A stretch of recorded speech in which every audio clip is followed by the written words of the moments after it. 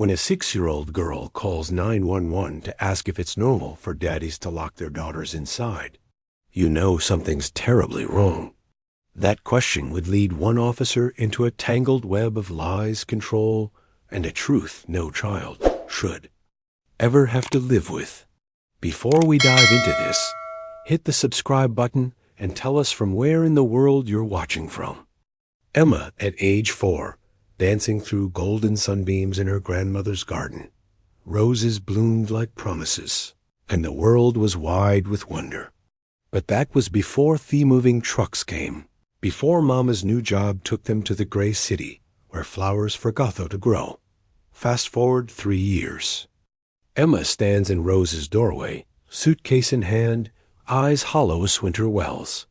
Her parents' marriage had crumbled like old paper, and nobody knew what to do with a 7-year-old caught in the fallout. Funny thing about broken hearts, I tell you. Settling deeper into my chair. Sometimes they need the right soil to grow again. And Rose's house? It was rich with that kind of earth. Rose surveys Emma's pale face, too serious for such young shoulders. A single tear tracks down the child's cheek as she stares at the garden she once loved. The roses have grown wild, but they're still blooming. Sometimes the most beautiful things, Rose whispered, grow best when nobody's watching. Rose had lived in that house for 60 years, watching seasons turn like pages in a well-loved book. She'd raised 3 children, buried a husband, and learned that the deepest wounds often heal in the quietest moments. Emma followed her grandmother through rooms filled with photographs and memories. Each corner held a story, each shadow whispered, of love that endures. But it was the locked door at the end of the hallway that captured Emma's imagination. "What's in there, Grandma?" Emma asked, tiny fingers tracing the old brass keyhole. Rose paused, her hand finding Emma's shoulder. "Every house needs one room for dreams, little one. But this door's been locked so long, I've forgotten where I put the key. Now I've seen my share of mysteries in this long life, but there's something about a locked door that calls to the soul." "Emma?" She heard that call clear as church bells on Sunday morning. That night, as Emma lay in her mother's old bedroom, she made a promise to the shadows dancing on the ceiling. She would find that key, no matter what. Weeks turned like the pages of autumn, and Emma began to bloom in ways her parents hadn't seen in years. Rose taught her to bake bread that filled the house with warmth, to tend the garden that remembered better days, to listen to the stories held in old photographs. But Emma never forgot about that locked room. One afternoon, while helping Rose weed the flower beds, Emma's small fingers struck something hard beneath the soil. A rusted tin box, no bigger than a prayer book, lay hidden among the rose roots. "Well, I'll be," Rose murmured, dirt-stained hands trembling as she lifted the box. "I." Buried this day, Emma's grandfather passed. Thought some memories were too precious to risk losing. Inside, wrapped in faded silk, lay a brass key worn smooth by loving hands. But it wasn't alone. Photographs spilled out like captured sunlight rose as a young bride. Emma's grandfather building the rose garden. Emma's own mother as a child, laughing in the very spot where Emma knelt. "Every garden holds its secrets," Rose said, tears mixing with the autumn rain that had begun to fall. "But some secrets are meant to be shared." That evening, as golden light filtered through lace curtains, Rose and Emma stood before the locked door. The key turned with a sigh, as if the room itself had been holding its breath. What they found took Emma's breath away. The room was a workshop, not for building things, but for creating dreams. Shelves lined the walls, filled with handmade toys, quilts stitched with stories, and books bound in love. In the center sat an old rocking horse, painted white with a silver mane that caught the last light of day. "Your grandfather made all of this," Rose whispered, her voice thick with memory. Every piece was meant for the children and grandchildren he dreamed of spoiling. But when he passed it bare you were born, I locked it all away. Thought it would. Hurt less if I couldn't see what might have been. Emma climbed onto the rocking horse, and for the first time in months, she smiled a smile that reached her eyes. But Grandpa did get to spoil his grandchild, she said, rocking gently. He left all of this for me. Sometimes the greatest gifts are the ones we almost throw away. Asterisk as Emma explored her treasure trove. Rose found something else in that room. A letter addressed to my future granddaughter, written in her husband's careful script. Rose read it. Aloud, her voice breaking and mending with each word. My dear little one, if you're reading this, then I've already gone to tend God's garden. But I wanted you to know that I loved you before I ever met you. Every toy I carved, every stitch rose, every story we planned to tell, it was all for you. The world might seem broken Samit's little heart, but remember this, every ending is just a new beginning in disguise. And love? Love never really leaves. It just changes its address. Emma looked up at her grandmother, understanding something that many adults spend lefidums learning. He's still here, isn't he, Grandma? In the garden? In this room? In the stories you tell? Rose pulled Emma close, and for the first time since her husband's passing, she felt truly whole. Yes, sweetheart. Love has a way of blooming even in winter. 3 months later, as Emma played in the workshop that had become her sanctuary, Rose received a phone call. Emma's parents, having worked through their troubles with the help of counselors and time, were ready to be a family again. Emma's first reaction was panic. She'd found her home here, in this house of stories and second chances. How could she leave? But Rose, wise as weathered oak, sat Emma down in the garden where it all began. Child, she said, home isn't a place you find. It's something you carry. You take this house with you wherever you go, not the walls and the floors, but the love that filled them. And this? She gestured to the garden, the workshop, the memories they'd made together. This lives in your heart now. Emma nodded, understanding. Blooming like spring roses. And I can visit? Every summer, Rose promised. This will always be your other home. Asterisk on Emma's last day, Rose made one final revelation. She led Emma to the rose garden, where they'd found the key, and there, beneath the largest bush, she began to dig. Every story needs an ending, Rose said, but the best stories? They plant seeds for new beginnings. She pulled out another tin box, this one shiny and new. Inside was a letter Emma had written to her future self, a pressed rose from the garden, and a small brass key. This key, Rose explained, opens a hope chest I've prepared for your wedding day. Inside are wreathy quilts your grandfather and I dreamed of giving you, the stories we plan to tell your children, and the love that's been waiting for you all along. Emma hugged her grandmother tight, understanding that some treasures are worth waiting for. 2 years after Emma had returned to her parents. When she was 9 and the world seemed steady again, news came that would shake the foundation of everything she'd learned. A bootloved and lost. Rose had fallen. Not just physically, though. The broken hip was serious enough, but something deeper had cracked. The woman who had been Emma's lighthouse in the storm was now adrift herself, confused and calling out for her husband, who'd been gone for decades. Emma's mother, Sarah, found her daughter sitting by the phone, tears streaming down her face. Mama, Emma whispered, what if Grandma Rose forgets me? What if she forgets all our stories? Sarah knelt beside her daughter, remembering her own childhood fears, her own need for Rose's steady wisdom. Sometimes, sweetheart, we have to be the rememberers for the people who love. And that's how 9-year-old Emma became the keeper of Rose's stories. Every weekend for the next 3 years. Emma would make the journey to Rose's house. Sometimes Rose remembered her immediately, eyes lighting up like Christmas morning. Other times, Emma was just a kind stranger who somehow knew all the right stories to tell. But here's what I learned. Watching that young girl tend to her grandmother's fading mind, love doesn't need memory to survive.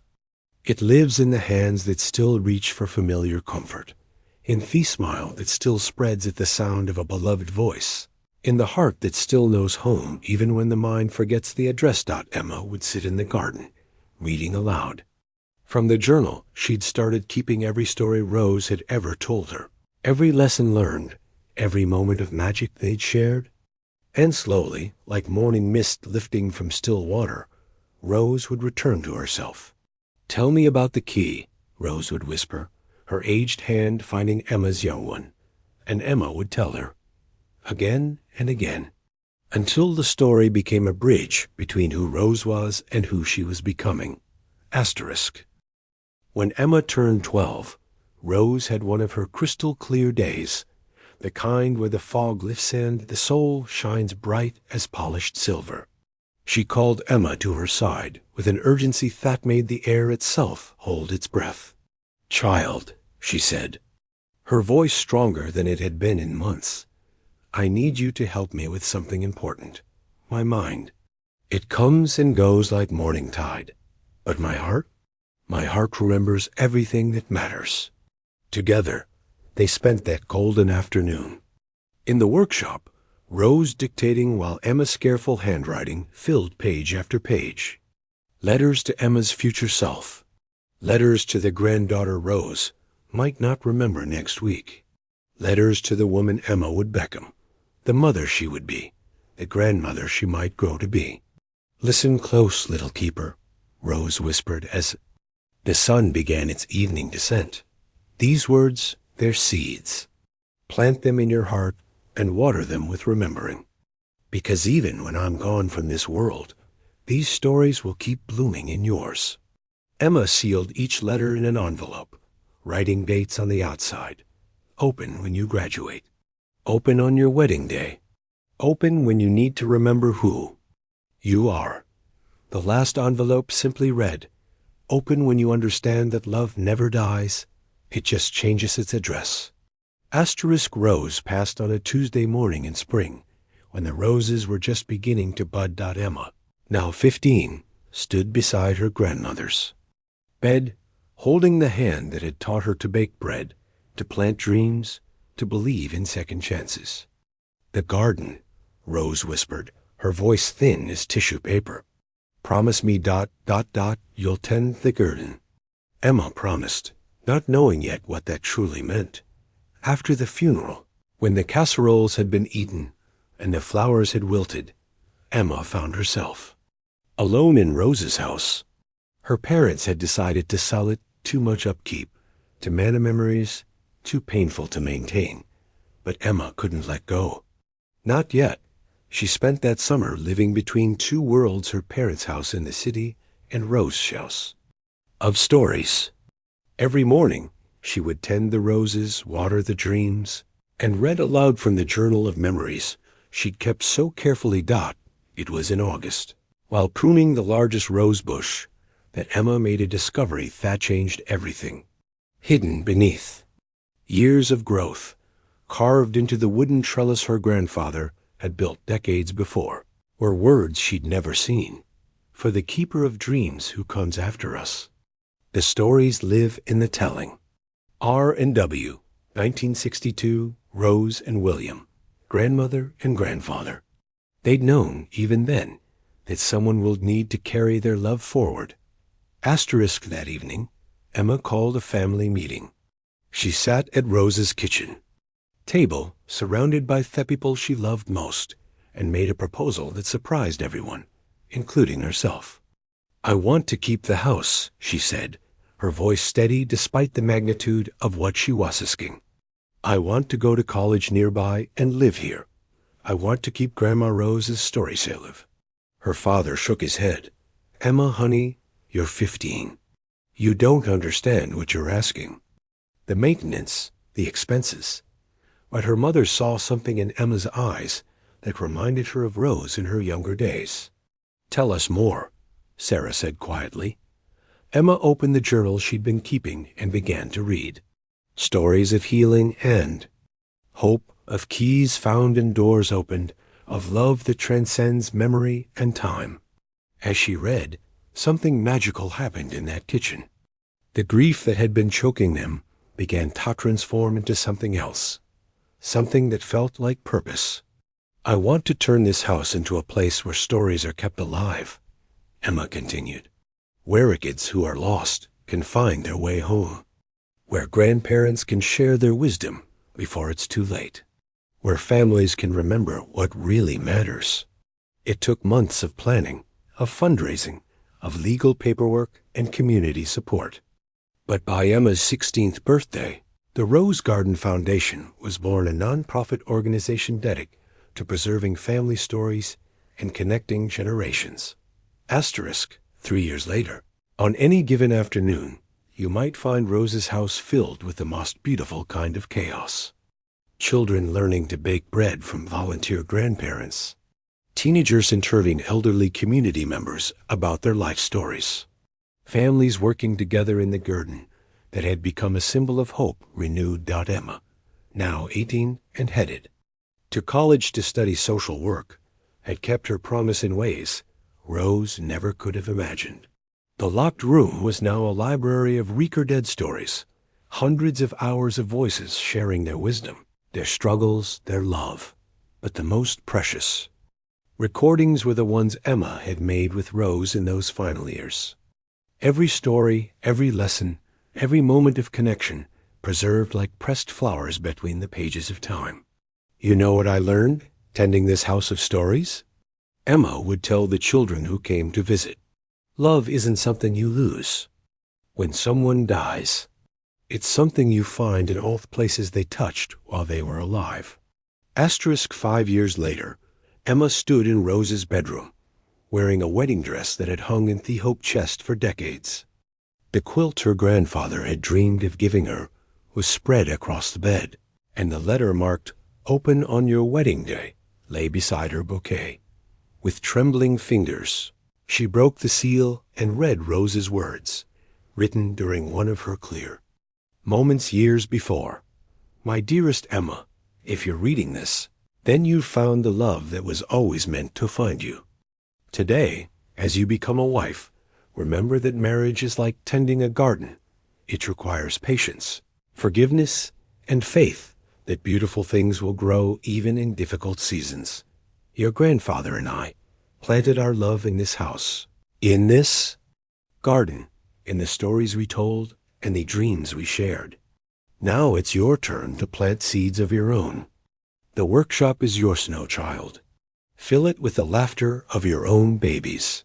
Let them discover their own locked doors and hidden keys.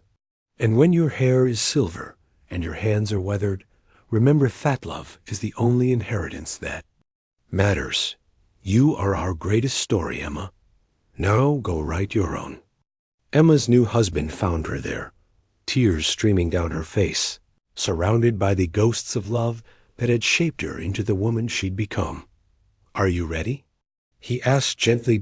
Emma looked around the room one last time at the photographs that held decades of joy, at the garden visible through lace curtains, at the workshop where dreams were still being born. Yes, she whispered, I'm ready to carry it all forward. Asterisk present day, 15 years after that wedding. Emma, now a young mother of 2, stands in Rose's garden with her own daughter, 3-year-old Lily, and her 5-year-old son, William named, for the grandfather he'll never meet, but whose love he carries in his DNA. Rose has been gone for nearly 2 decades now, but her presence fills this house like sunlight through stained glass. The Rose Garden Foundation has grown beyond anything Emma could have imagined. There are now 3 houses like this one in neighboring towns, all filled with the sound of stories being shared and love being passed down. Lily tugs at Emma's dress. Mama, what's that pretty door at the end of the house? Emma smiles, remembering another curious child who asked the same question years ago. That, my darling, is where dreams live. Would you like to see? As they walk toward the workshop now, filled with toys that William has begun learning to carve, with quilts that Emma is teaching Lily to stitch, with new memories blooming like perennial flowers, Emma can almost hear Rose's voice carried on the evening breeze. Every key finds its door, and every door finds its key. But the most important ones, they open hearts. Asterisk that evening, as Emma tucks her children into bed in the same room where she once slept as a lost little girl, Lily asks the question that every generation must ask. Mama, will you always remember me, even when you're old like Great-Grandma Rose was? Emma sits on the edge of the bed, smoothing her daughter's hair with the same gentle touch Rose had once used on her. Sweetheart, let me tell you about the kind of remembering that truly matters. Sometimes our minds forget names and faces, but our hearts remember love. And love has a way of living on in the stories we tell, in the kindness we share, in the gardens we tend together. She reaches for the journal she's been keeping, just like the one she kept for Rose, and opens to the first page. Every day, I write down the stories of our family. Your first words, your brother's first steps, the way you both laugh when we work in the garden together. These stories will live long after we're gone, passed down to children we'll never meet. But who will carry our love in their hearts? William peers over from his bed. Like the stories Great-Grandma Rose left for you? Exactly like that, Emma whispers. Love is the only thing that gets stronger when you give it away. And stories? Stories are how we keep love alive forever. As her children drift off to sleep, Emma walks through the house that raised her, touching the frames that hold 4 generations of faces, inhaling the scent of roses that bloom eternal in Memoria's garden. Tomorrow, she add another story to the journal. Another day of love preserved in words, because that's what the keepers do. They remember, they preserve, they pass it on. Asterisk. It was on a rain-soaked Thursday morning in October, 7 years after Emma had taken over the foundation, that Marcus arrived at the front door. Not like the other visitors' families seeking healing, elderly folks wanting to share their stories, children needing a safe place to discover their own magic. Marcus came with anger carved into the lines around his eyes and skepticism wearing his grandfather's old coat. He was 16, maybe 17, all sharp edges and defensive walls. Emma recognized Theomore immediately. She'd worn it herself once. My social worker says I have to do community service here, he said, not meeting Em's size. Something about connecting with positive role models or whatever. Can we just get this over with? Emma studied him for a long moment, seeing past the surly teenager to the broken chilled underneath. What happened to your people, Marcus? The question caught him off guard. Not, what did you do wrong? Or, why are you here? But a recognition that somewhere, someone who should have been his safe harbor had failed him.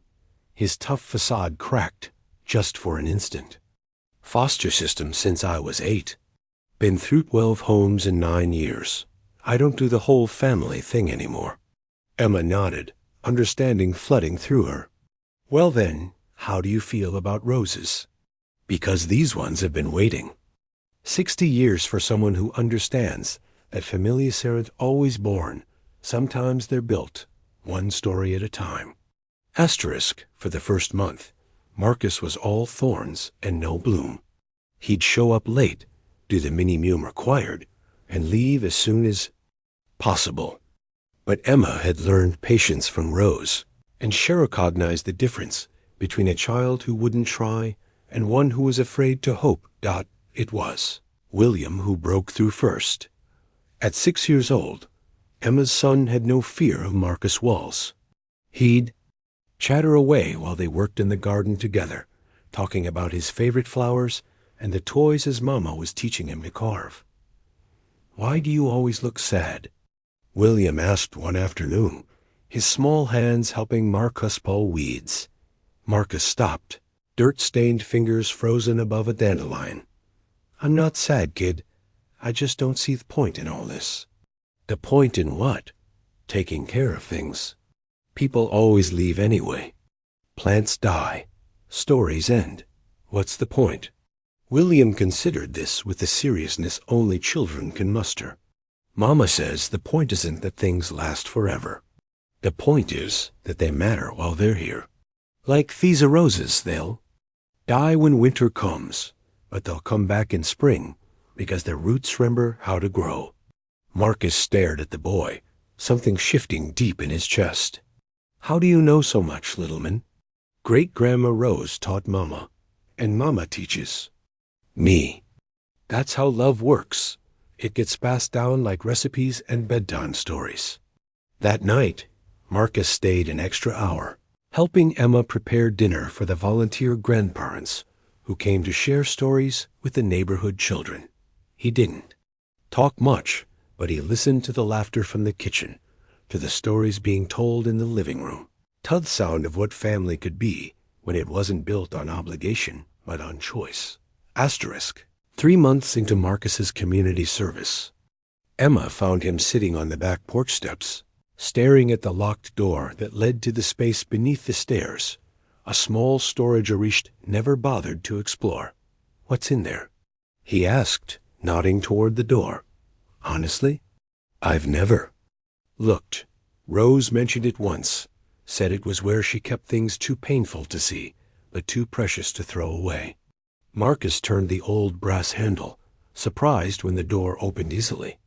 Inside, covered in decades of dust, were boxes labeled in Rose's careful handwriting. William's things, Sarah Schildhood, Emma's mother, things that didn't work out. Emma knelt beside Marcus as they opened the first box. Inside were letters dozens, off them addressed to my future grandson, in Rose's husband's careful script. She had a grandson before you, Marcus said quietly, not asking but understanding. Emma nodded, tears blurring her vision as she read the first letter aloud. My dear boy, if you're reading this, then I've already gone to tend God's garden. But I wanted you to know that I loved you before I ever met you. Your grandmother and I, we dreamed of teaching you to fish, to carve wood, to understand that a man's worth isn't measured in what he owns, but in how he loves. Marcus was quiet for a long time after Emma finished reading. Finally he spoke, his voice thick with emotion he'd kept buried for years. He never knew his grandson died, did he? In that car accident with your aunt? No, Emma whispered. But, Marcus. I think he wrote these for you too. Love like this doesn't end with one child. It waits. It hopes. It finds the next heart that needs to hear it. Asterisk. From that day forward, Marcus became a different person. Not overnight healing never works that way, but gradually, like a garden coming back to life after a long winter. Emma moved Fellaters to the workshop, where Marcus would read one each day while learning to use the tools Rose's husband had left behind. The first toy he carved was rough, imperfect, a little wooden bird with one wing shorter than the other. It's broken, he said. Frustrated. No, Emma corrected gently. It's learning to fly differently. Sometimes the most beautiful things are the ones that had to overcome something to become what they were meant to be. Marcus kept the bird on his knitstand at the group home where he lived. When the other boys asked about it, he'd say it was a reminder that broken things could still soar. But the real breakthrough came 6 months later, when Marcus asked if he could stay past his required community service hours. I want to learn more, he said simply. About the woodworking, about the stories, about this. He gestured around the workshop that had become his sanctuary. Emma smiled, recognizing the hunger in his eyes, the same desperate hope she'd seen in her own reflection all those years ago. There's always room for one more keeper of dreams. Asterisk. By the time Marcus graduated high school, the first in his family to do, so he'd become Emma's unofficial apprentice. He knew every story Rose had told, every technique William hated, every. corner of the house where love had taken root and flourished. But more importantly, he'd become a storyteller himself. The younger children who came to the Rose Garden Foundation adored Marcus. He had a way of speaking their language, of understanding the particular kind of pain that comes from feeling unwanted. He'd sit with them in the garden, carving little animals while telling them stories about plants that grew stronger and difficult. Soil, about birds that learned to sing after their wings were broken. About keys that opened doors to places better than anywhere they'd been before. Tell us about the boy who lived in 12 houses. 8-year-old Maya would beg, and Marcus would weave tales about a young man who collected families like some people collect stamps not to own them, but to learn from each one what love could look like. Emma watched from the kitchen window as Marcus taught William advanced woodworking techniques, showing the 10-year-old how to sand with the grain, how to listen to what the wood wanted to become. "You're good with him," she told Marcus later. "He reminds me of who I might have been," Marcus replied, "if someone had seen me the way you see him, the way you saw me." 3 years later, Marcus met Rachel, a social worker with her own collection of scars and her own fierce determination to help children who'd been forgotten by the system. She started volunteering at the foundation, drawn by stories she'd heard from other social workers about the Miracle House, where broken kids learned to bloom. Their courtship happened in the garden, over shared lunches and late-night conversations about the children they were trying to save. Rachel understood Marcus's past because she'd lived her own version of it, different details. Same heartbreak. When Marcus proposed, he did it in the workshop, presenting Rachel with a wooden key he'd carved himself. "This opens the door to whatever future we build together," he said, his voice shaking with emotion. He no longer felt the need to hide. Emma officiated their wedding in the rose garden, under an arbor that 4 generations had now called home. Ceremony was small, just the foundation family, a few friends, and a group of former foster children who'd found their way to Marcus over the years. But what made it magical was the tradition they started. Instead of throwing rice or blowing bubbles, each guest planted a rose bush in the expanding garden. By the end of the ceremony, the yard was dotted with new beginnings, each one a promise that love could grow anywhere it was tended. "Every marriage needs roots," Emma said in her blessing, "and every root needs good soil. May your love be the kind that makes everything around it grow stronger." 5 years into Marcus and Rachel's marriage, tragedy struck the foundation in the form of an electrical fire that started in the workshop one winter night. By the time the fire department arrived, half the house was in flames.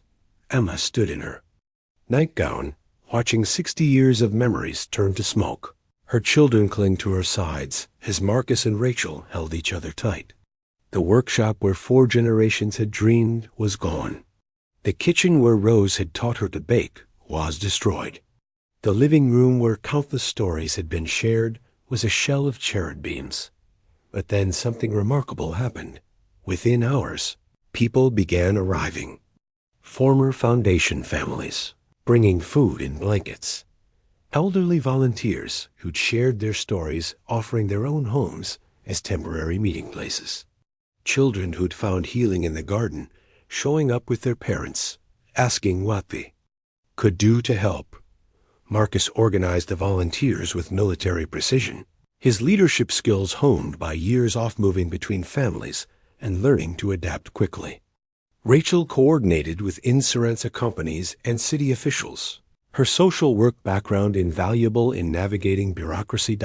And Emma? She walked through the ashes of the workshop and found something that made her laugh through her tears. Roses.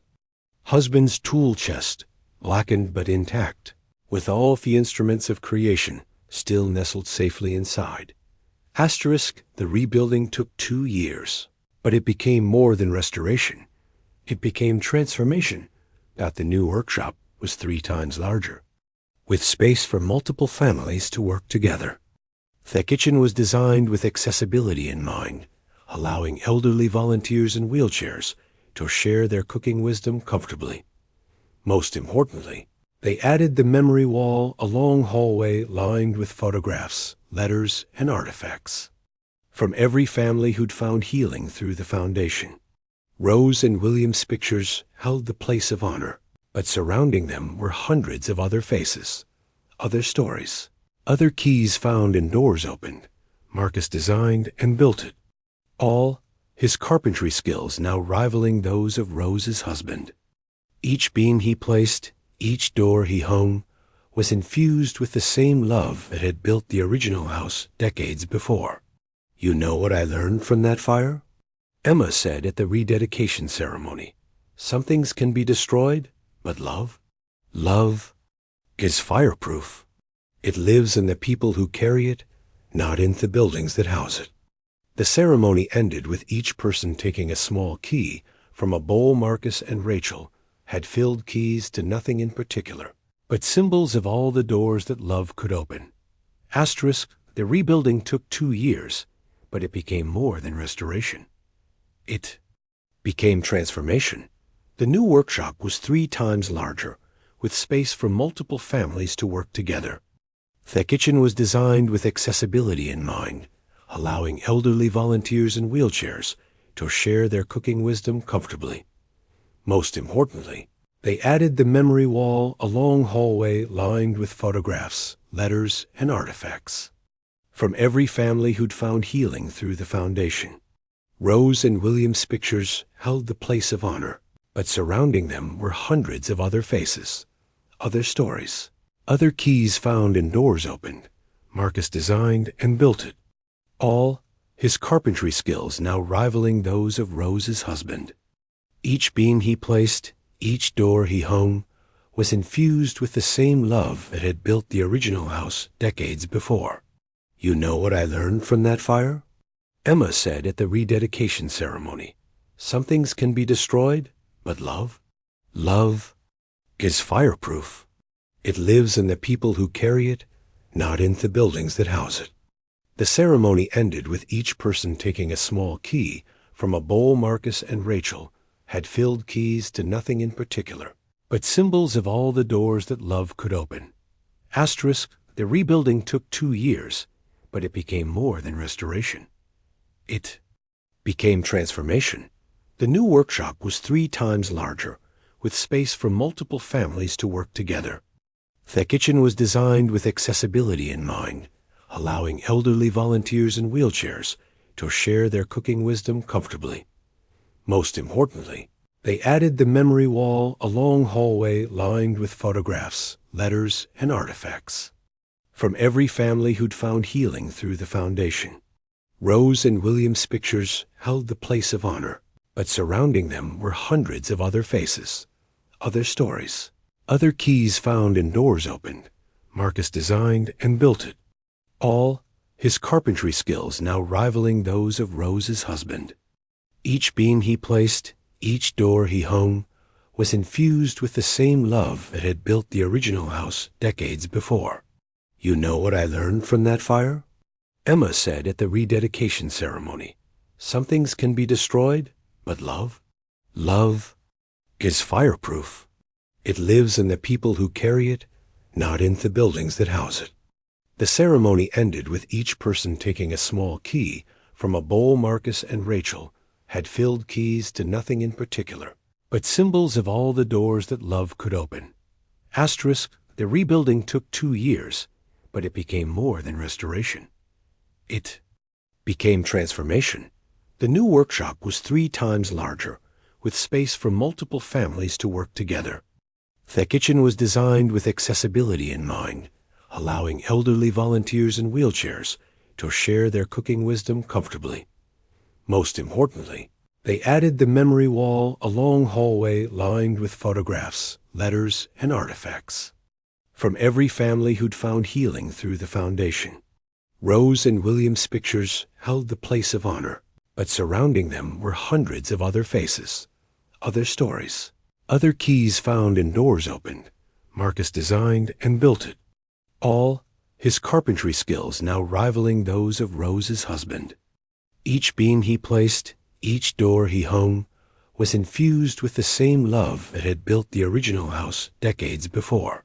You know what I learned from that fire?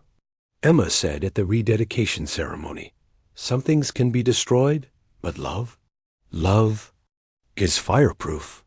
It lives in the people who carry it, not in the buildings that house it."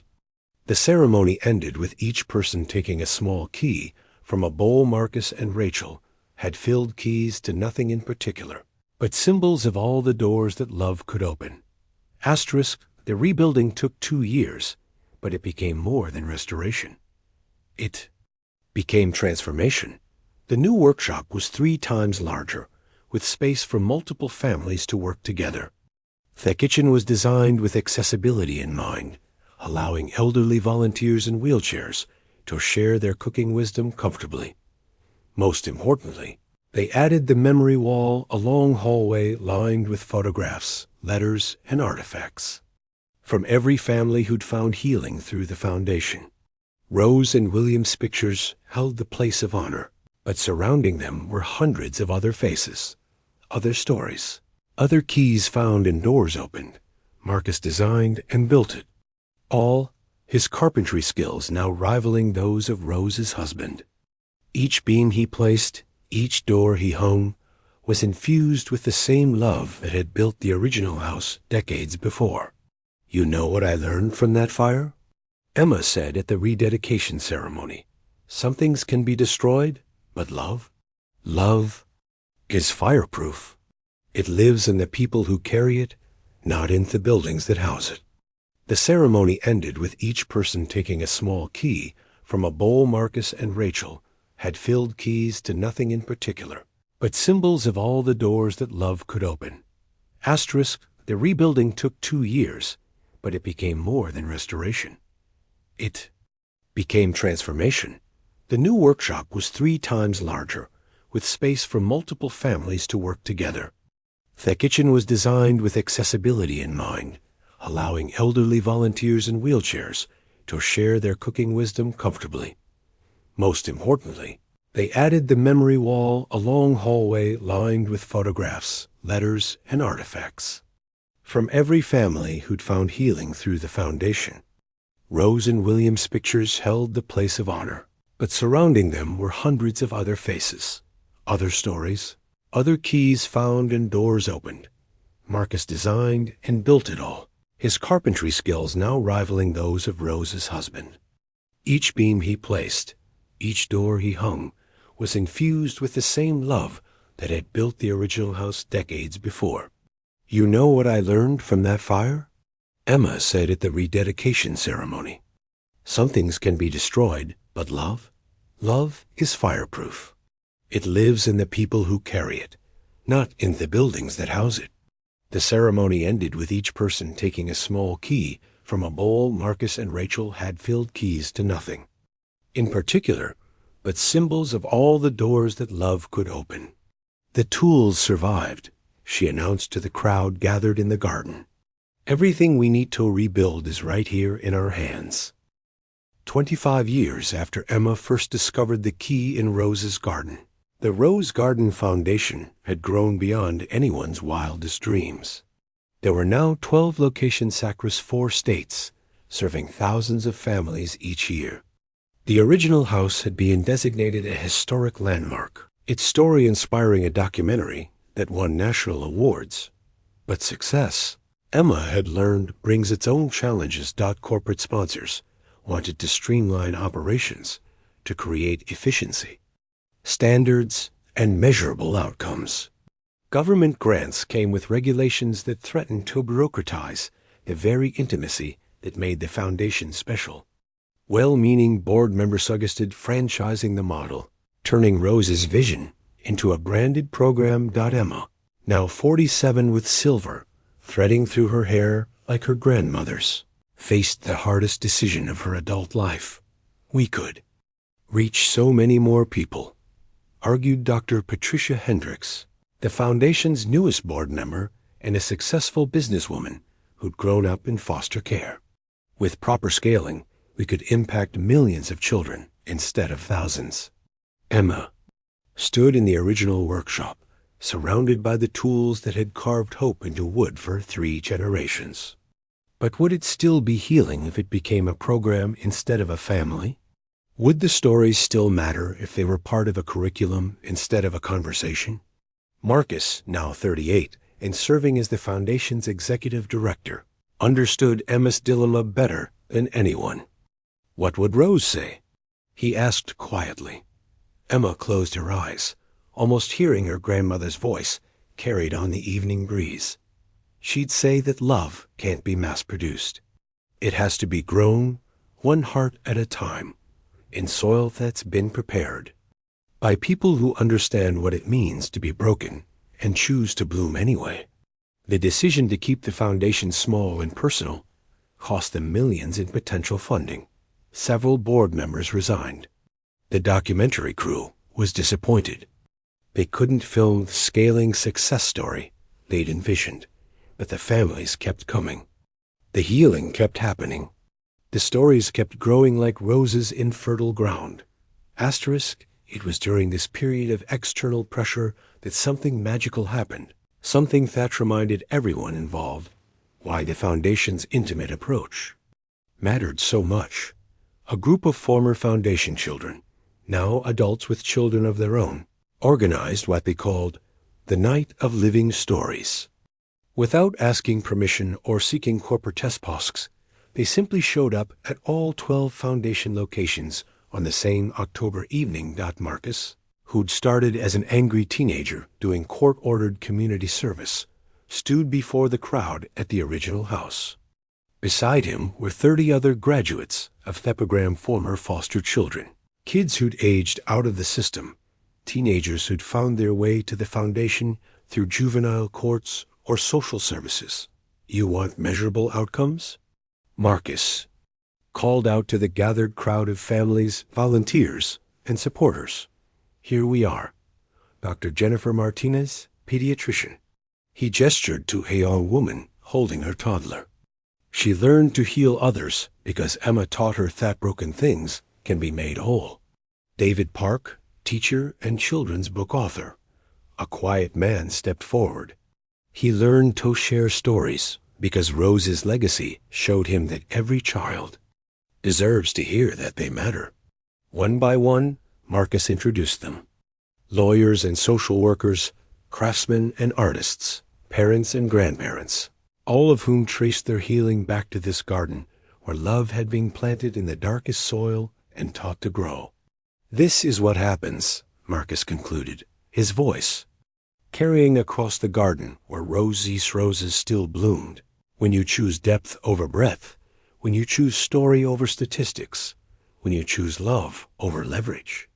We are your measurable outcomes. We are your proof of concept. We are your return on investment. The crowd erupted in applause that seemed to shake the very foundations of the old house. And Emma, standing on the porch where Rose had once watched, her first tentative steps toward healing, knew that the decision to stay small had been the right one.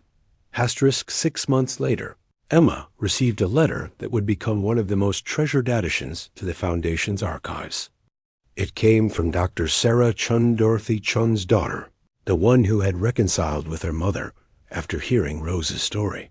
Dear Emma, the letter began, I'm writing this as I clean out my mother's belongings 1 year after her passing. Among her papers, I found dozens of recording stories she'd collected from elderly Chinese immigrants in our community who were afraid their experiences would be lost when they died. My mother was inspired by your work to become a keeper of stories. Herself, she spent her last years documenting the journeys of families who'd fled war and persecution, who'd built new lives in a foreign country, who'd held on to hope when everything else was taken from them. She left specific instructions that these recordings should go to your foundation, along with funding to create a program for immigrant families. She said that Rose's garden should be a place where all kinds of roots can grow, no matter what soil they started in. The Legacy Project launched the following year, creating a branch of the Foundation specifically focused on helping immigrant families. preserve their stories while building new ones in their adopted homeland. Lily, now in her second year of college studying international social work, became the program's first coordinator. Every family carries seeds from their homeland, she would tell the groups of newly arrived families. Here, we help you plant them in new soil while keeping the old roots strong. Asterisk, when William graduated from architecture school, his thesis project caught the attention of the entire academic community. He designed what he called the Garden Commons, a revolutionary approach to public housing that incorporated the principles he'd learned in Rose Garden. Instead of traditional apartment complexes, William envisioned interconnected contiguous surrounding, shared green spaces, workshop areas, and community kitchens. Each family would have private space, but would be naturally drawn into connection with their neighbors through design itself. Architecture, William explained in his thesis presentation, should create opportunities for second of accidental healing that happens when people share stories over garden fences and fin mentors in unexpected places. The first Garden Commons was built on the outskirts of the city where Emma had grown up. The second went up near the university where William had studied. Each one included a small workshop equipped with the basic tools for woodworking, quilting, and other craft space where residents could create beauty while building community. But the most innovative feature was the story portal, a small, beautifully designed building at the center of each commons where residents could record their own stories, listen to others, and contribute to a growing library of human experience.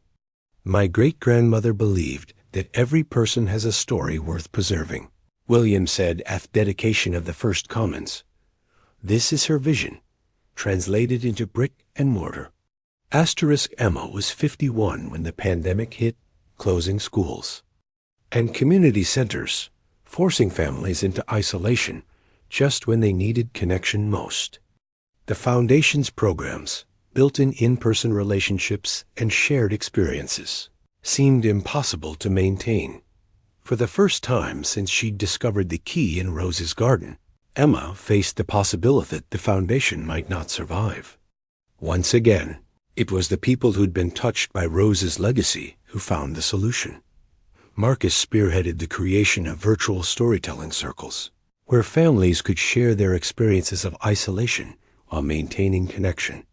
Lily developed online workshops for children to document their pandemic experiences, turning fear into narrative and narrative into healing. William designed pandemic pods, small outdoor structures that could be built in backyards and parks, creating safe spaces for socially distanced storytelling and craft activities. Most importantly, the Foundation's network of graduates, adults who'd found healing through programs as children organized themselves into support teams, checking on current families, delivering craft supplies, and maintaining connections when physical proximity wasn't possible. This is what community really means, Emma reflected during a virtual board meeting, looking at screens filled with faces from across the country. Not just being together when it's easy, but choosing to stay connected when it's hard. The pandemic year became one of the Foundation's most impactful, as families around the world discovered the power of storytelling to bridge distance and difference. As Emma approached her 55th birthday, she began the process that Rose had started decades earlier, preparing to pass the torch to the next generation. But unlike Rose, who'd had to face the uncertainty of dementia, Emma was blessed with the opportunity to choose when and how to step back. Lily, now 28 and holding a doctorate in narrative therapy, had returned from her studies abroad to become the Foundation's director of programs. William, 30, had established his own architecture firm specializing in healing environments and community-centered design. Marcus and Rachel, approaching 50 themselves, had become the Foundation's institutional amori, the keepers of every story that had passed through Rose's garden over the decades. But the most surprising development was the emergence of a fifth-generation offkeepers, Marcus and Rachel's twins, David and Samuel, now 18 and preparing for college. David had inherited William's gift for working with wood, but his creations were different interactive sculptures that told stories through touch, designed specifically for children who had experienced trauma. Samuel showed Marcus's talent for reaching troubled teens, but with a modern twist, he developed a program using video storytelling to help young people process their experiences. Every generation finds its own way to carry the love forward. Emma mused, watching David tack a group of foster children to carve hope from wood, while Samuel helped teenage mothers document their dreams for their babies' futures. Asterisk. On the 50th anniversary of Rose and William's wedding, celebrated despite their physical absence by the hundreds of people whose lives they'd touched, Emma stood in the garden where it all began. 5 generations were represented in the crowd that day. Elderly volunteers who'd known Rose personally sat beside teenagers who'd never met her but carried her wisdom in their hearts. Former foster children, now grandparents themselves, shared bench space with recent immigrants still learning English, but already contributing their own stories to the foundation's tapestry. Marcus, his own hair now silver at the temples, served as master of ceremonies. 50 years ago, he said, his voice carrying across the garden, a young couple planted roses and dreams in equal measure. Today, we harvest what they sowed, not just flowers, but hope. Not just stories, but healing. Not just a garden, but a legacy that will outlive us all. The ceremony included the planting of a new rose garden, one bush, for each of the Foundation's locations, tended by representatives from every program that had grown from Rose's original vision. But the most moving moment came when Emma's granddaughter Lily's 4-year-old daughter Rose, named for her great-great-grandmother, asked the question that every generation must ask. Great-Grandma Emma, does every family have stories? Emma knelt in the same spot where Rose had once knelt to comfort her, in the same garden where healing had begun with a locked door and a curious child. Yes, sweetheart, she said, her voice carrying the wisdom of all who'd come before and the hope of all who were yet to come. Every family has stories. Every person has stories. And every story matters, because every story is a key that can unlock healing in someone else's shirt. Little Rose nodded solemnly and ran off to play among the roses that bloomed eternal in Memory's garden, already carrying within her the seeds of stories yet to be told. The old porch still creaks beneath my boots as evening settles like a comfortable blanket over what was once Rose's house, now Emma's legacy. 4 generations have walked these floors, tended these roses, discovered keys both literal and metaphorical. Here's the truth that took me a lifetime to understand, and Emma only 30 years. The real key was never made of brass or buried in garden soil. The real key is the willingness to believe that love survives everything: time, distance, memory loss, even death itself. I've watched Emma become the woman Rose always knew she could be.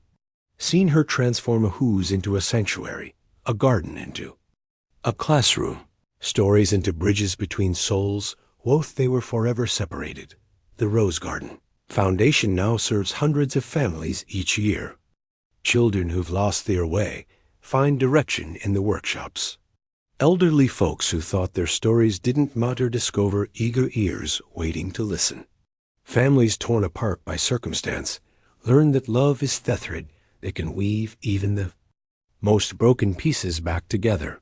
But the most beautiful part, Emma's children, little Lily, with her grandmother's curiosity, and William, with his great-grandfather's gentle hands, they're growing up believing that love is stronger than loss, that stories matter more than possessions, that every ending is just a new beginning wearing a different costume. Just last week, I watched 5-year-old William carve his first wooden toy, little key.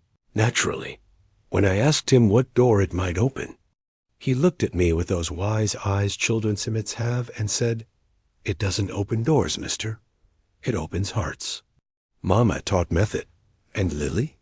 She started her own tradition. Every evening, she sits in the garden where Emma once sat with Rose, and she tells stories to the roses.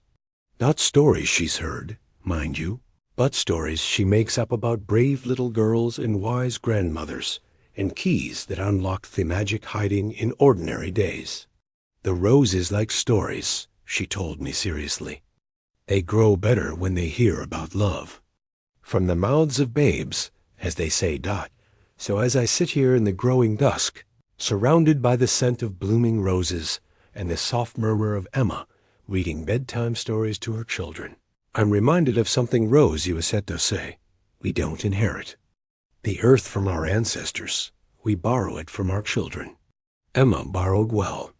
She took the broken pieces of her own childhood, the wisdom gleaned from Rose's fading years, the love passed down through generations, and she built something beautiful, something lasting, something that will outlive us all.